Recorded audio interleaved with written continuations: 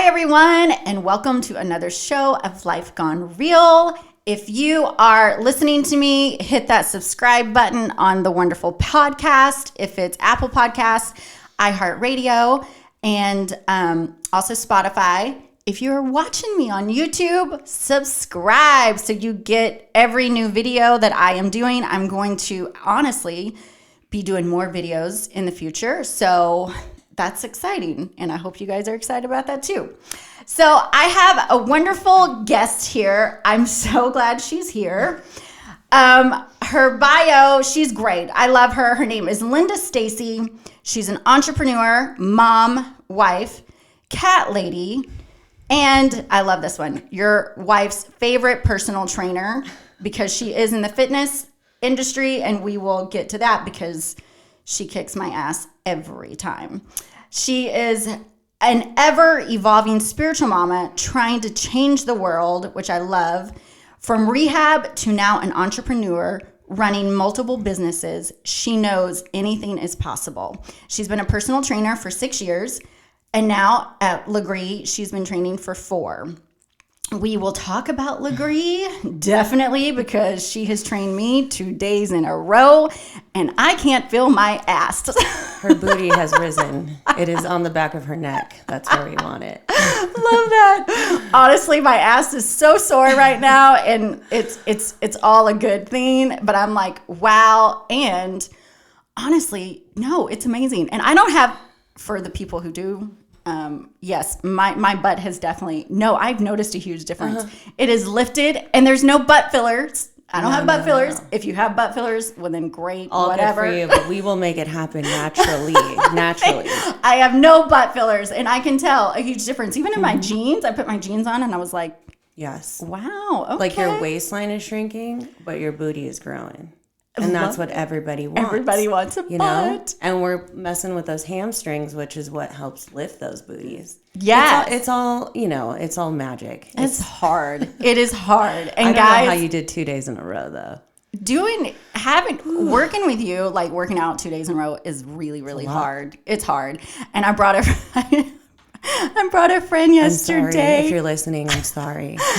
And she was dying. And honestly, the first time I did Lagree, I was dying. I was rolling off that reformer. I hated it the first time I ever did. And I always tell people this story because I remember it was from a Groupon. Like, that's how I stumbled into Lagree. And I didn't even know it was Lagree because they promoted it as Pilates. Okay. So I rolled in there, and let me tell you in advance, I know I'm a personal trainer, but I hate working out.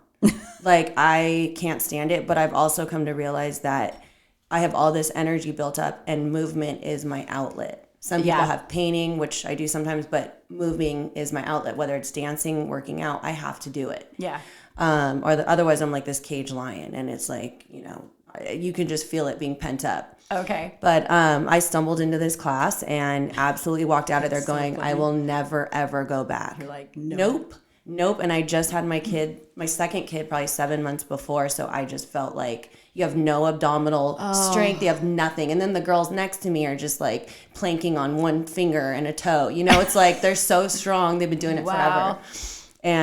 But then I was like a cheap ass. And I was like, I bought a Groupon for 2 weeks. I'm going back. I'm going to get my money's worth. You're going to get your money's worth. Totally. And so 2 weeks in, I remember driving on the freeway, the 101. I still remember the moment. And I was like, holy shit, I have abs. Oh. I could feel it start to come, and I was just like, all right, I'm sticking to it. And what is it, 7-8 years later, I've got 3 gyms of Lagree, and I'm hooked. I love that. Preach it. I love that. How old was your second, though, when you started? Oh, she was a baby. She was 7 months. Yeah. Oh, wow. Like, I would get up at, the only location was one in Studio City. There was nothing out here by us. And I would get up, and I still remember my first trainer, Lacey, and she was so gentle and patient with me.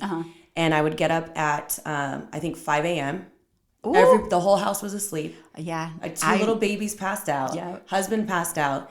And I would get up, go work out. By the time I was done with class started at 5:45. I'd come home and everyone was still sleeping. I remember doing that. I remember doing that when they were babies, because that was the only time you could really work out. And that's hard. That is hardcore. But it was dedication. Like, I wanted like some sort of, I didn't even know what goal I had in mind. I just wanted to do something for myself because, when I had a 2-year-old and a 7-month-old, your whole life is diapers, puke. Oh my gosh. Mashed food. Oh my gosh. Yeah, You had them close. Well, I told you. Not on purpose. But it was not. Just don't go to Vegas because you will come back with a souvenir a couple times. So it doesn't stay. No. It's not true. No. What happens in Vegas stays in Vegas. No. No. Sometimes. I have 2 souvenirs. Yes.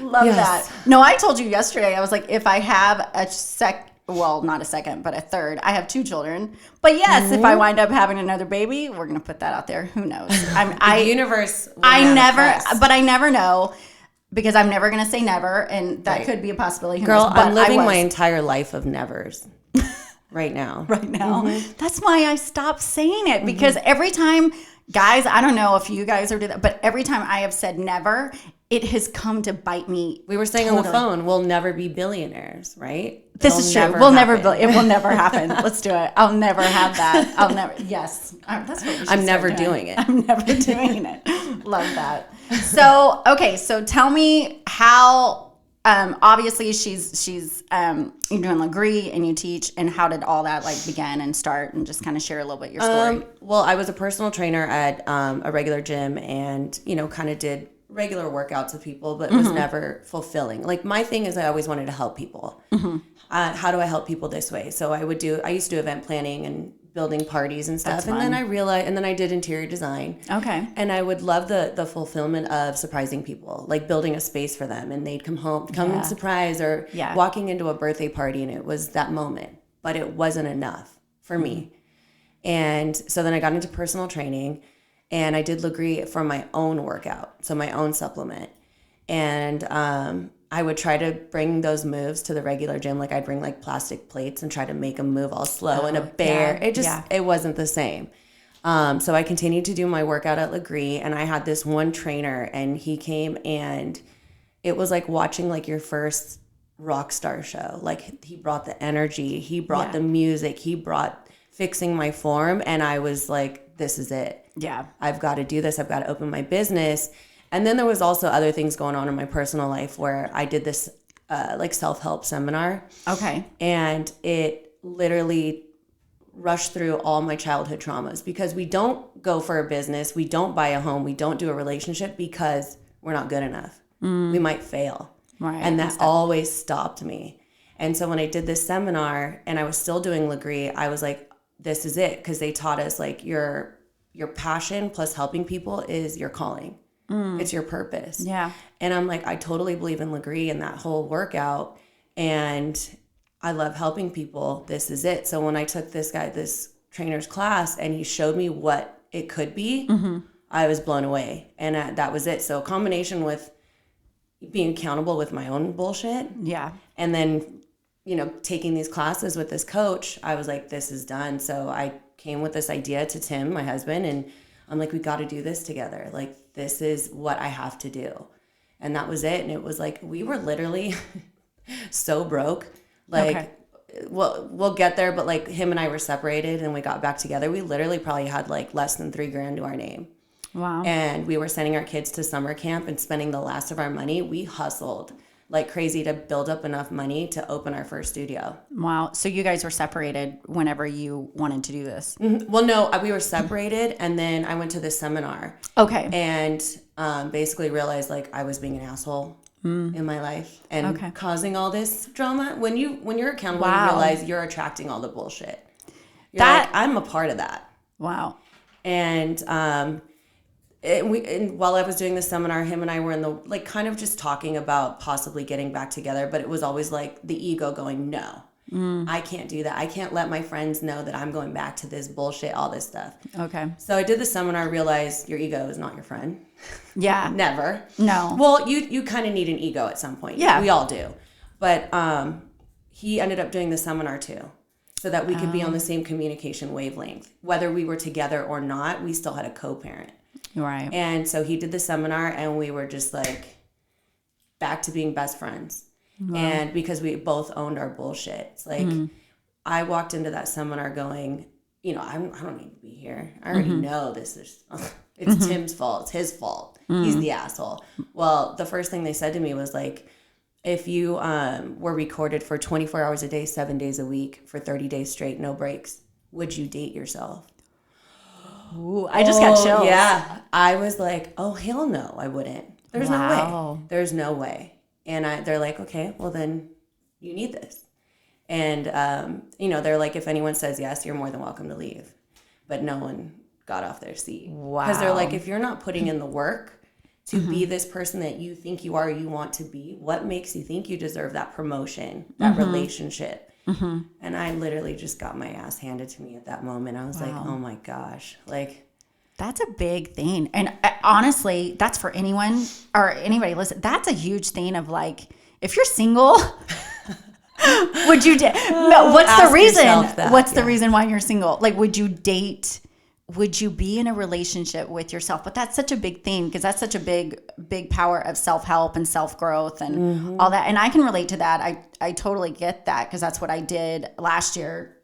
Just dove into self-help and dove into myself. But if you, I totally, hands down, yes. I mean, I would date myself. I think I'm pretty. I would totally date me. Goes into I would marriage totally too. I would totally be in a relationship with me. I would be in a relationship with you. That's another podcast.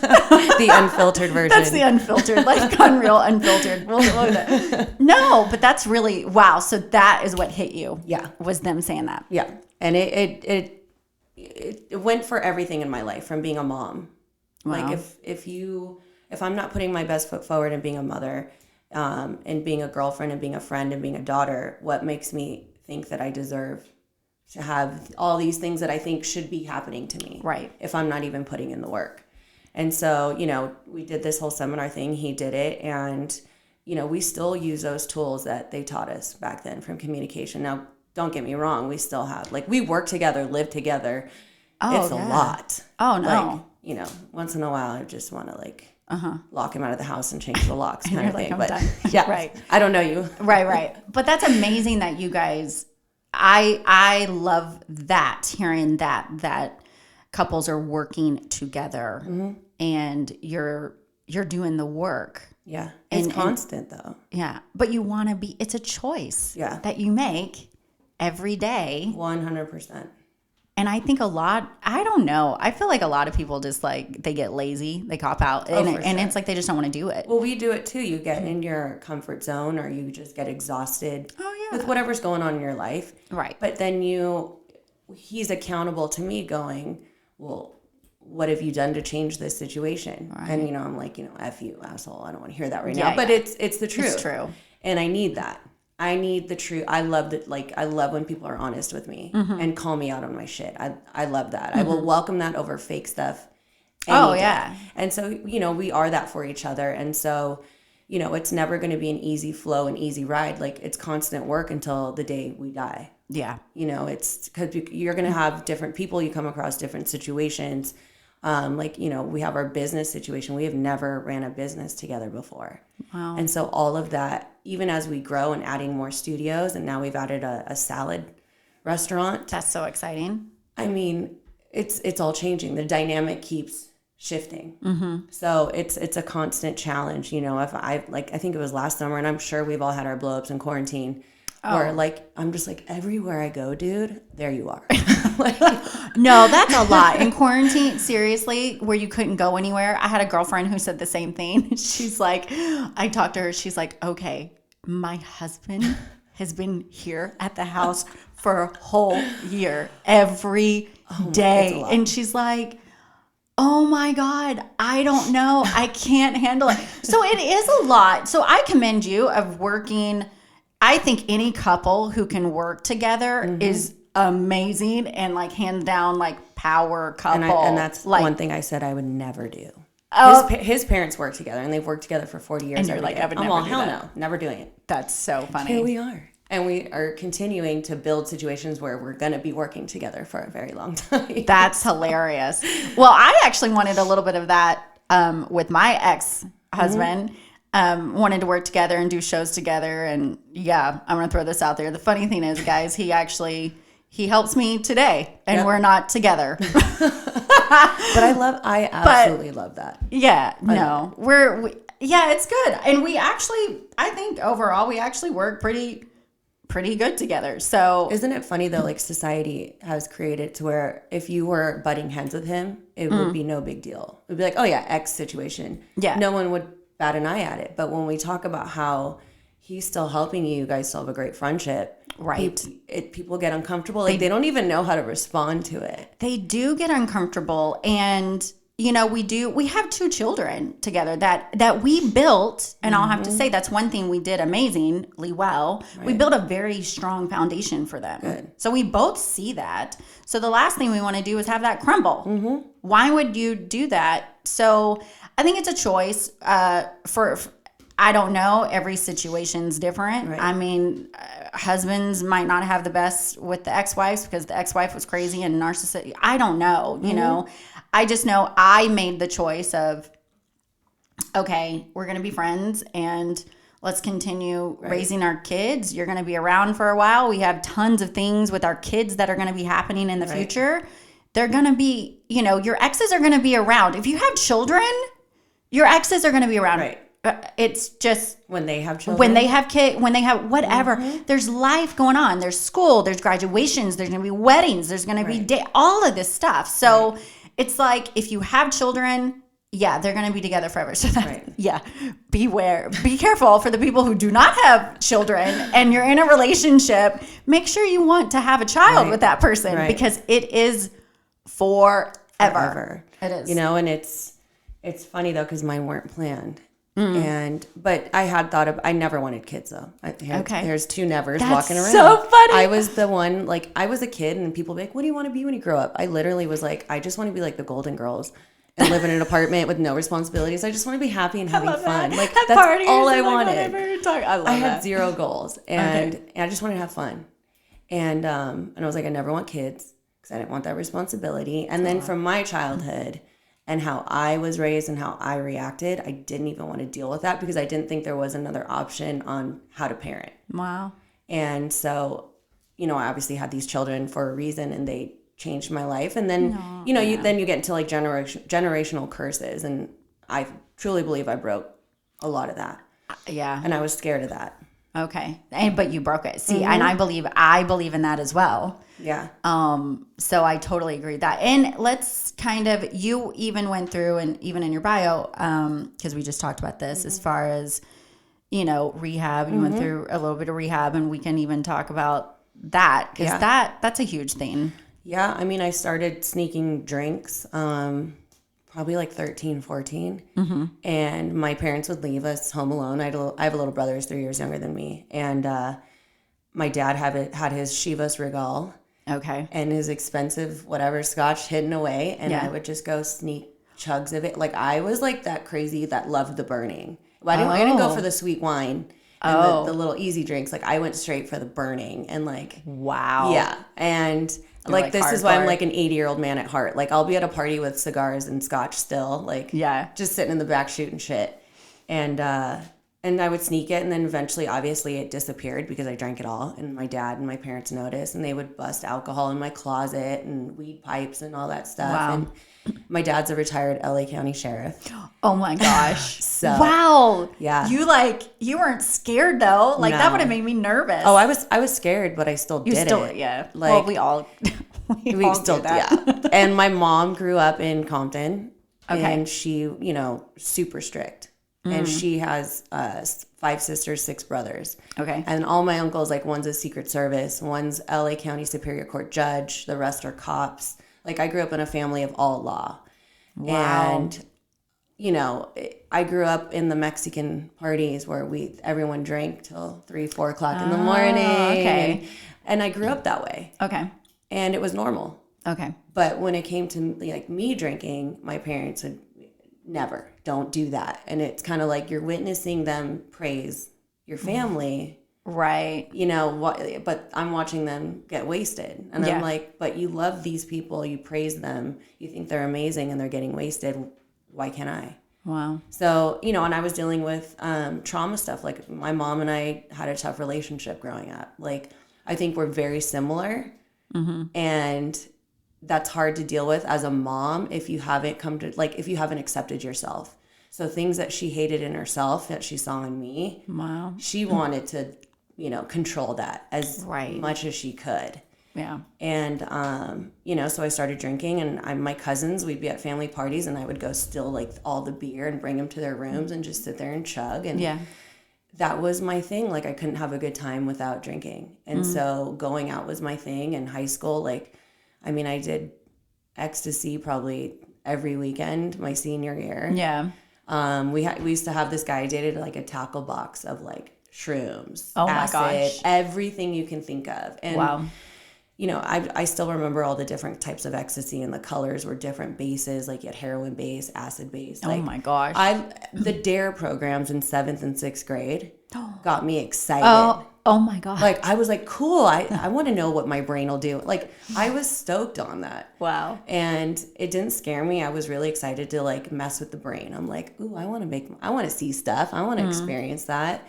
And I'm still like that. Like, I just did shrooms last February, thankfully, right before quarantine, which microdose, which helped the situation though. Okay. It wasn't like the free for all party where it was like, let's take a bag of shrooms and see what happens. Oh, okay. This was like a nice little sound bath controlled situation. Right. Okay. Got it. So a little different, but, I drank, and there's so many situations where even my dad's like, I don't even know how you're still alive.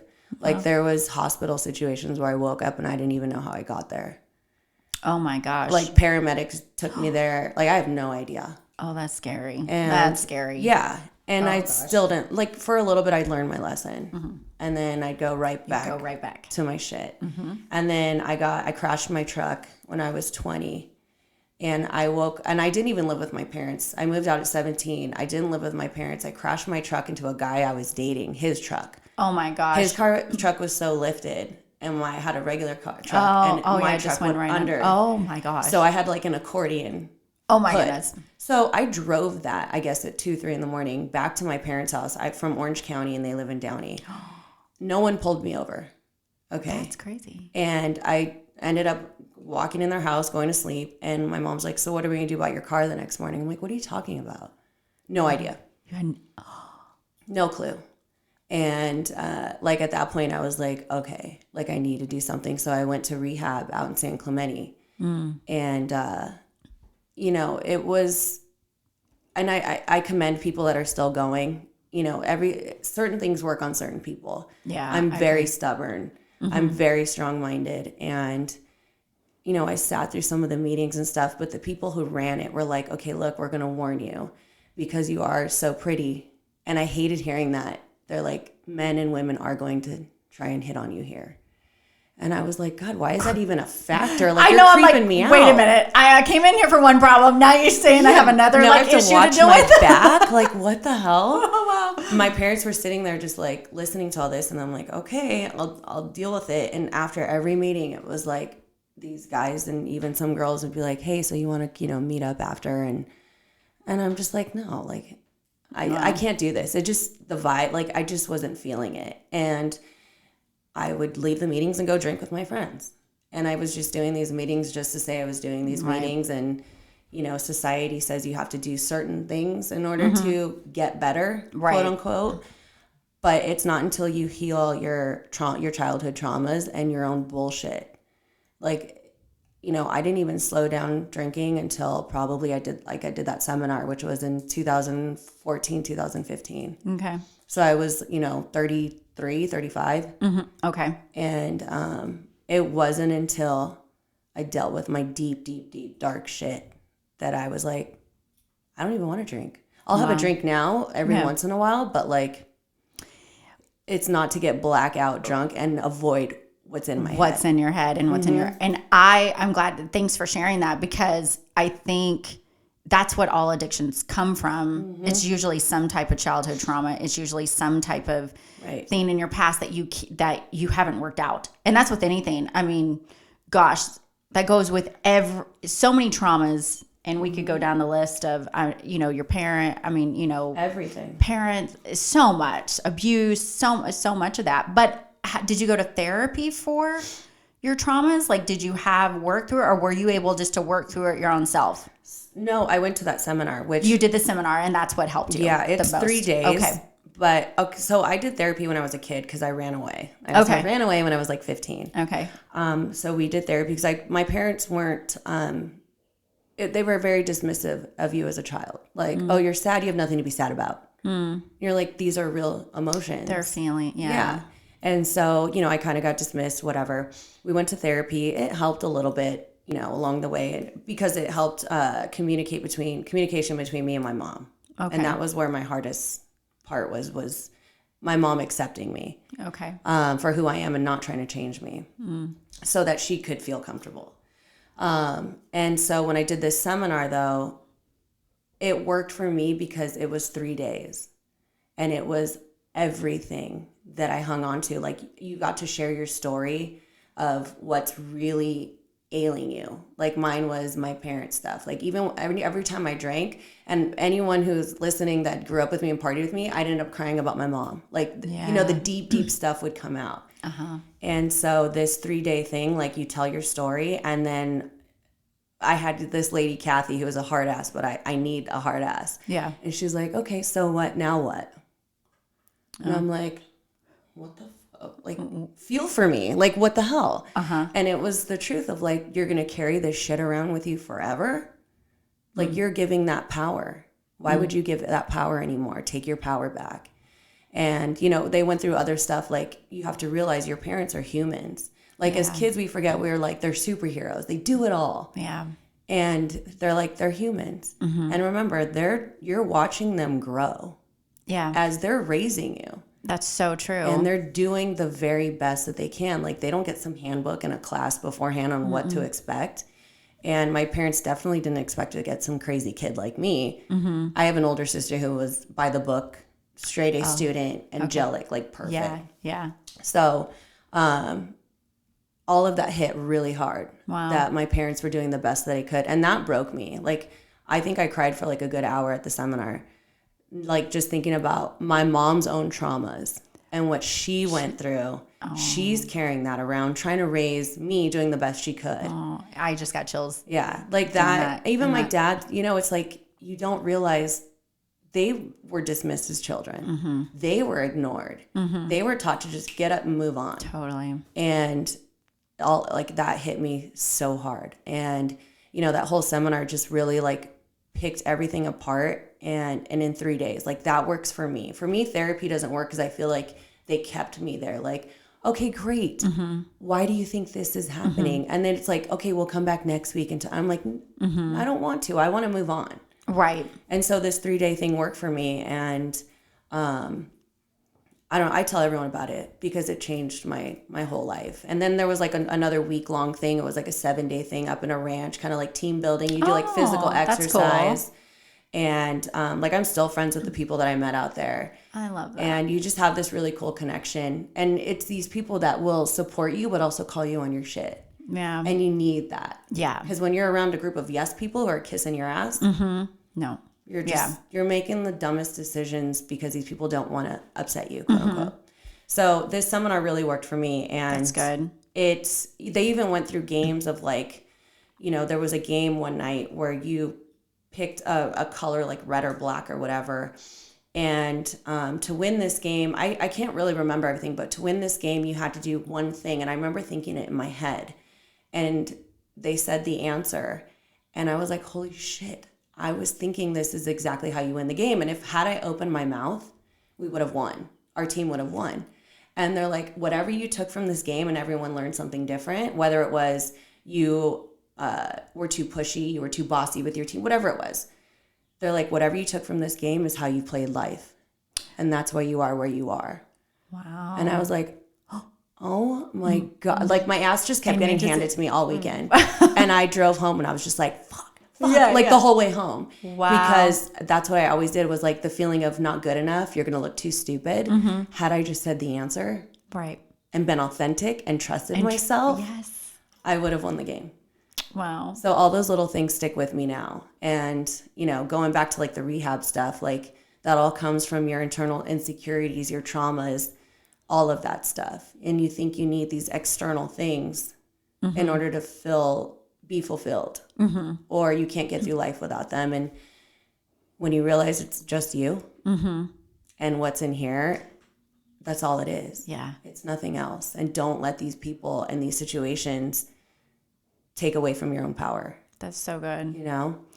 Well, I commend you though a lot for it. It takes a lot of work, and a lot of people don't see what's inside and all the stuff that they really need to deal with. Because I don't know, I think sometimes it's like you're blinded almost until you really just, it's there. You just don't want to deal with it maybe. But I really commend you so much of like, it's amazing of just like the blinders went off and you're just like, you got it. And you're just like, that really takes a lot of, to me, it's more of that open-hearted. It's being just broken. You're broken. So free. Yes. But you have to break to be free. So I think, and it's really hard, and it's hard for people to really get to that place of just brokenheartedness and break so you can be free and go into your you have to destiny and purpose. Learn everything. Yeah. And the big one was the victim role. And sometimes you don't even know you're being the victim because you're taught to be this way. It's that person's fault. That person said this, so I'm mad. Yeah. And you just hear other people talk that way, even growing up, so you don't even realize you're being a victim. Yeah. But I haven't, like, our group of friends and stuff, like, we don't talk that way anymore. It's like, I don't care if that person said, Linda, you're the ugliest person I have ever met in my entire life. I go, okay, thank you. Which is not true. Well, like, I'm sure I'm ass ugly to someone out there. That's not true at all. No. But, like, whatever someone's opinion is of me, that's what they see in themselves. Yeah. And I've learned that. And, someone putting someone else down, well, that's because that's their own limitations. And it takes work. Oh, yeah. It is crazy how, like, that happens. It's like, and that's happened to me. Oh, yeah, definitely. It's like, oh, well, you're the bigot, you've done this and you've done that. And it's like, well, no, I haven't. And that person's done exactly. It's that whole, it's that gaslighting thing, which I know. Oh my about. God, gaslighting. I know about that. Gaslighting drives me, it drives everyone crazy. But when you're so aware of it and other people are doing it to you. Oh, yeah. And I have like a record mind. Like I can remember an argument from 10 years ago perfectly, like bullet point what was said. Yeah. So if they're like, no, I never said that. I'm like, yes, you did. Yeah, I love it. So, I think some of us women are I think a lot of women are like that. We remember a lot. Oh yeah. Probably because we're constantly in our heads, which I'm trying to get out of my head at this moment and just with life. I really am. I'm letting go and go with the flow. And when I get in that go with the flow, honestly, it's the best thing. Oh, yeah. And things come to me and I don't know. That's the best thing that I need to do in my life. And that's where I am. Tim and I are opposite. He's like, he needs an itinerary. And he needs to know what's going to happen next. Okay. And I'm like, well, I don't know. Yeah, but you guys compliment each other. And I love that. I love that with couples. I love when couples compliment each other. One not as like stable. The other one is stable. And, you can't. I love all that. I'm the unstable one. You're the stable. So you're the stable. Unstable. You're the unstable one and he's the stable one. Yeah. I've dated people like me and then it's both of us like, oh, we should do shrooms this weekend. Sure. And then you're just down this rabbit hole. Like, oh, yeah. Forever. It's like too much. Yeah.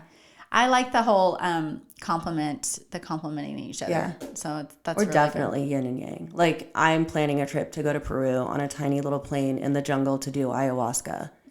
And he's like, I want nothing to do with that. Have fun. See you later. Yep. Hope you make it back. Yep. That'd be great. Yep. He it's taken a while to get there, but he knows that if I'm like, I'm going on a journey, I'm going to go do some shrooms. Like I love shrooms. Like I feel like it's such a spiritual journey now. Yeah. Okay. And he's like, do your thing. Bye. But that's you. Mm-hmm. So the beauty of it is your husband sees that's you and he gives you space to be you. And that takes a lot with couples. Because there was a point in our beginning before we grew and all this stuff, it was the controlling. Yeah. And you kill each other that way. And you can't do that. You can't. No. Like we've done and that's part of why we ended up separating for like 2.5 years. The control. Yeah. But both you or him or both? Was it both? It was both. Like I have to admit it. I have to be accountable. Okay. It was both. And we were young. We were 24 when we met. We had a kid at 25. Oh yeah. And then we were idiots and decided to buy a new house together and our kid was a year old, so we were 26. Wow. And we thought we were cool enough, strong enough to redo the house from floor to ceiling. Oh my God. So add a baby construction. And then we're emotionally immature. Wow. It was a mess. That's a lot. And then it just snowballs because no one's being accountable. We're playing the pointing game of, well, I'm this way because you're this way. And it just keeps going. And we were dealing with some addiction on both ends. And I won't tell his story because that's for him to tell. But addiction on both ends. And then you bring in another baby. Wow. And then there was, infidelities and this and that. And it just snowballed to where it was like, I've had enough. And so we separated, and it was a really good thing because, we dated other people. We did our thing. How long were you guys separated? 2.5 years. Oh, wow. Yeah. Okay. Well, that's a long time. And for people out there who are been separated for a long time, and you're still trying to think what to do. I love your story because you got back together. Yeah. So, there are those beautiful stories out there, guys. If you're in a separation and you're still in limbo, or even if you're like, you guys filed for divorce, it's not real until you sign those divorce papers, until it really goes through. Right. So I love your story that you guys really worked it out, but you guys both did the work. That's the difference. You both came together. You made a choice to be together. Well, that seminar, and I love that, teaches you, like, if you're going to keep doing the same thing, right, nothing's ever going to change. Yeah. Do something different, you'll get a different result. Yeah. And so we had to do something different. So I did the seminar for myself, and then I had him go, like I said, because we still had to be in each other's lives. You're going to co-parent. You're going to be together around each other for a really long time. Right. And I love him.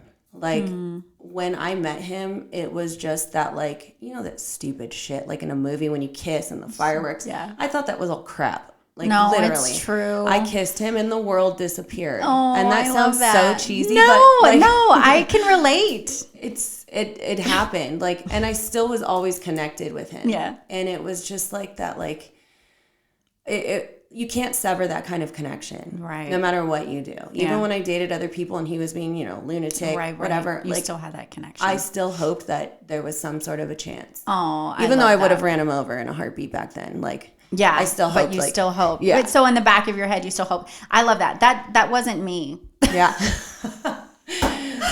gonna put it out there. No, But your story can relate to so many people as well. Yes. You know what I mean? Like, everyone's story. Some people might look at mine and be like, "Oh, never gonna happen for me," and love your story. Yeah, 2 different Tims. It's 2 different. Yes, this is quite comical. Yes, my ex is Tim and her husband's Tim, so it's so funny. She'll go like, "Well, Tim, da da da da," and I'm like, what? Wait, my Tim? Wait, this is weird.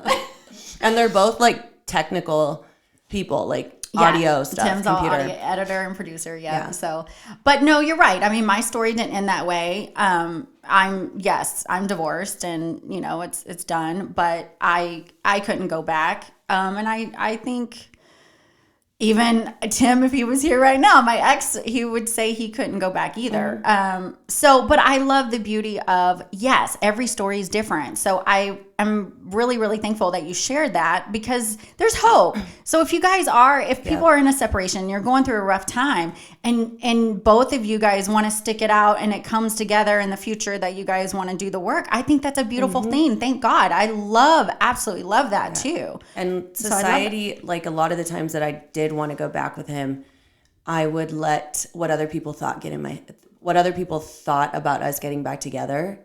I let it creep in and go, I don't want to look like that jackass going back. I don't want to do, like, it was. So it was a negative thing that people are like, no, don't go back. Don't go back. His parents weren't too happy with us getting back together. Okay. Because I don't know whatever he told them. Like, who knows? You're right. But, it's just even my friends, I'm over here talking all this shit about him.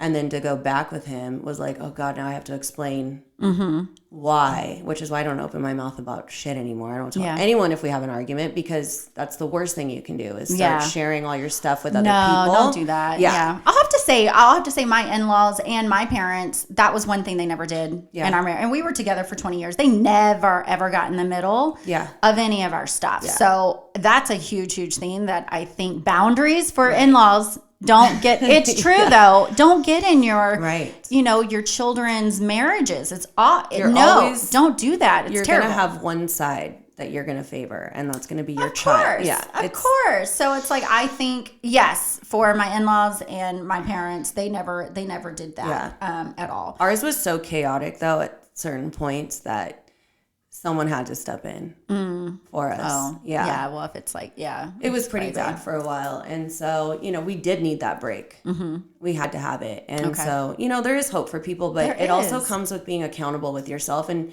it comes back to what we were talking about, like the attraction. Mm-hmm. If I'm being insecure and I'm playing the victim, I'm going to only attract the people who feed into the victim mentality. Right. And I'm going to keep attracting those men or women who feed into that. Right. So when I did the work for myself and I created boundaries for myself that I'd love and respect myself and not being an asshole and whatever else it was, childhood traumas cleared, I also attracted that great relationship back in my life. Love that. And it's such like, it's all connected, all of it. If you're going to carry around the poor me story, well, then you're going to attract that kind of always energy. Poor me. Yeah. And you'll be in that poor me valley forever. Oh, yeah. And, it's a lot, the biggest mistake, and, a lot of women do it in friendships too, not just marriages and relationships, is they still think that the other spouse or the partner can read their mind. Oh, yeah, I know. That's terrible. And it's so toxic. No, you I have used to to talk. do that dumb shit, Yeah. Yeah, you have go to out with your communicate. boys. You got to communicate. They'd be, because you're setting a trap for the other person, basically. It'd be like when a husband goes, hey, I'm going to go out with the boys after work. And the wife goes, oh, yeah, go ahead and do what you want. Have fun. I'll see you later. But really, hangs up the phone and it's like, you're pissed. Roll. Yeah. Yes. Well, you really want him to come home. You really want what, they need to say that. Need it. Yes. You have to say it. Otherwise, you're setting up a trap. And I used to do that dumb shit with Tim. And well, I think some women don't say that if they really want it, because here's the deal, and you know this. I know men need their space. Mm-hmm. They need their time, just like us space. Women. We need our time though. Yes. So I think sometimes maybe us women, like we would hold back and not say, because you don't want to be the naggy, controlling, overbearing wife. But I think needy. There's a or the needy. Mm-hmm. Yes, because we know women or men don't like the needy. Right. I don't like needy. That scares them away. I don't like people on my, kissing my ass. I'm like, get off me. I think that's so unattractive. Yeah. No, it is. Ugh. It is. So maybe that's where that comes from too. Yeah. But I still feel like, no, you need to be honest. It's like, if you really want him home that night, just share. But then it's like, if you can't even voice, hey, I want to hang out with you tonight because you're afraid he's going to think you're needy, I'll let that man go. That's true. That's true. Because you should have enough communication where, like, I'll tell Tim, if he's like, I'm going out, I'm like, all right, have fun. He knows that's literally what I mean. He's not coming home to a trap. Yeah. But if I go, hey, I really thought we were going to hang out tonight, but can we make time tomorrow? Okay. Let's go watch a movie. And so, it's friendship communication. Yeah. That friend, yeah. But if he was like, stop being needy, I'd be like, yeah. Okay, that's your one chance. 2 more times and you're out. Like, you're like 3 strikes, you're out of here. Yeah. I think it's such a communication. I agree. 100%. I agree. It all comes down to that. But I've had girlfriends do that. They think that I can read their mind. And I'm very blunt. Yeah. And a lot of people don't get that. But I love that. A lot of people hate it. I love that you're blunt. But a lot of people hate it. But like, I've had like employees at the gym. I literally go, what I say is what I mean. And they don't understand because they don't live their life that way. So remember, like, people can only understand you at the level of how they live. Right. So they don't live that way. And they always do like read between the lines kind of toxic shit. Yeah. And I'll literally say something and I'm like, I literally mean what I say. And I've had trainers go like, well, I feel like you're really saying something else. I'm like, first of all, you feel like. This isn't about feelings. This is about black or white. I need you to do something. Literally means I need you to do something. It doesn't mean read my mind and read between the lines and then make up something else. Yeah, and their mind goes everywhere. I mean, it not only communication, being accountable, not only goes to your marriage and your friendships and dating. It's the workplace. Mm-hmm. Oh yeah, it's all over. Like it's all full circle. Tell you the insanity of trainers. Yeah. And you're learning, and so you're learning all how to do all that. And which I've made I love. mistakes for sure. Yeah. And they're, I used to take things personal in the beginning, and that's a big mistake. Yeah. And now looking back, everything was a lesson. Every trainer was a lesson learned. And people are a trip though. It's like, yeah. Well, you're working with people. I mean, working with people, and that's even working like doing real estate. I've done. You're constantly. Yeah, you're working with people. So sometimes it's like, even with real estate, us real estate agents would always joke around and say that we feel like we're a therapist. Mm-hmm. But it's like, I love the clients. It's, for me, I try to wrap my head around it, and I'm like, it's a fun job. Like 45 minutes, you teach a class. Yes. I love it. Then you go home. Yeah. And, I've made the mistake a few times of getting too close with the trainers. And you can't have a friendship with employees and people who work for you. Yeah. Because there are some that have been secretly jealous. And I hate that word because I don't even understand jealousy. Because to me, I'm like, everyone can have anything whatever that they you want. Exactly. And there have been some that, they think that you're close as friends. So the second you say, hey, I need you to do something, they become offended about it. Right. And so I've learned my lesson. Yeah, a boundary. I'm like, but gyms and I think like hair salons need reality shows because this industry is like a revolving door of people. And I swear sometimes the stuff that's happened to us, like from trainers, I'm like, yeah, I need to write a book. Yeah. I think I will. Yeah. But I think each chapter is going to be a trainer. That's funny. Yeah. Just like, that. And I keep receipts. So some of the screenshots of those text conversations will be in there. Oh, Lord. Yeah. You trainers out there, even if you're listening. Don't be scared. No, I love it. For all of you guys who want to definitely know more about Lagree, come and work out, and you've got to try it out. So there's 3 locations. There's Westlake. She has one in Simi. And Pasadena. Pasadena. Well, it's hard to explain too because, people think it's Pilates. And I used to fight people and be like, no, it's Lagree. Like, I gave up on that. Like, if you want to call it Pilates. But it technically is the foundation of Pilates. And Pilates, you move slow. You focus on the no impact on your joints, the long and lean and flexibility. But at our studio, at Club Lagree, we train with the high intensity. Yeah. The thing with Lagree is there's no consistency among the Lagree studios. With Pilates, you know that you can go to any Pilates studio and kind of get the same workout. Okay. With Lagree, it's so inconsistent that our studio, we train a certain way. So it is the Lagree method, but we make sure to train with the high intensity. Yeah. And you know it, like you're shaking, you're sweating. And my muscles have been shaking. I mean, no, it's really great. And for anybody out there, if you want to come and work out with me, totally come and work out with me. Do it. It's fun. And I'm noticing a lot of changes in my body. And different people have come up to me and they're like, what are you doing? What are you doing? Where have you been working out? It's just like you can't even explain it though. Yeah. You have to just tell people come do a class. Just come do a class. Yeah. And it's really easy, honestly, and I'll come and do it with you. So DM me. Come out. I mean, if you live in this area, I totally will do a class with you. Follow at Club Lagree. I'm at Lorde Linda. Yes, that was the other thing. Hello. Duh. Yeah. No, she's Lorde Linda. Lorde Linda. I know. She felt Linda weird Stacy. saying my whole name. I was Linda like, this Stacy. is so weird. I was like, no, she's Lorde Linda because she is the Lord of Club Lagree, and she'll. It all started as a joke though, because I think it was like Kylie Jenner. Yeah. She had King Kylie. Oh. And I was like, that's cool because I truly believe like I don't want to be Lady Linda. Like Lady Linda doesn't suit me. Lord is so Lord. Much I'm better. like, Lord sounds so much better. And even Tim was but you're like, your vibe and stuff. You're like that gutsy. You're just that gutsy woman that I love. So Lord, no, it's perfect. Yeah. I'm like, no, she's great. I know, and people are scared of her, but she's great. Why. She's great. I'm like, I'll force you to be accountable. Like I don't know. I'm not scared of her. I actually like that she's hardcore, but that's my personality because I want someone, especially with workout, give me, I'm here, and you're right. It's like, I'm here for 45 minutes. I'm paying for 45 minutes. So really get my ass into shape. And that's my thing is like, you guys are paying for training. Yeah. You're paying your money, your hardworking money. Right.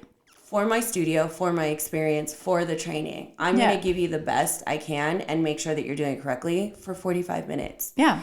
And I can't preach it enough how much this workout, like, even changed my entire body. Like, eventually I'll have to do, like, you know, before and after pictures, because I gained like 70 pounds when I was pregnant with each kid. Wow. And after I had the kid, you know, all your uterus juices will come out, whatever. You're still heavy, but I was like 148 pounds. Okay.